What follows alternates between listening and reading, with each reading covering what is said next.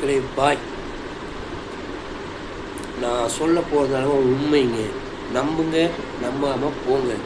நீங்கள் நல்லா ஓடுற 100 குதிரையை தேர்ந்தெடுங்க. அந்த 100 குதிரைக்கு ஓட்டப்பந்தயம் வச்சா அதில் ஒன்று தான் ஜெயிக்கும்.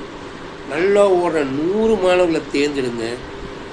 அந்த 100 மாணவர்களுக்கு நீங்கள் ஓட்டப்பந்தயம் வச்சிங்கன்னா அதில் ஒரு மாணவன் தான் ஜெயிப்பா. இதுதான் இயற்கை. எல்லாருமே கோடீஸ்வரர் ஆகும்னு நினச்சா அது நடக்கவே நடக்காது. அது இயற்கை. அப்படி இருந்தால் தான் இந்த உலகம் கரெக்டாக இயங்குது. நல்லா ஓடுற 100 கப்பலுக்கு நீங்கள் போட்டி வச்சிங்கன்னா அது ஒரு கப்பல் தான் ஜெயிக்கும்.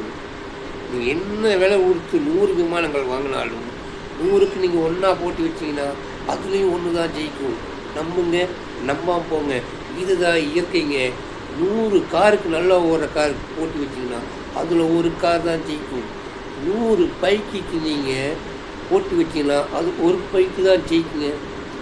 நல்லா ஓடிட்டு இருக்கிற குதிரையை நீங்கள் தேர்ந்தெடுத்து ஓட்டப்பந்தயம் வச்சிங்கன்னா அதில் ஒரே குதிரை தான் ஜெயிக்கும். நல்லா ஓடுற மாணவன் 100 மாணவர்களை தேர்ந்தெடுத்து ஓட்டப்பந்தயம் வச்சிங்கன்னா அதுலேயும் ஒரு மாணவன் தான் ஜெயிப்பான். இதுதான் உலக.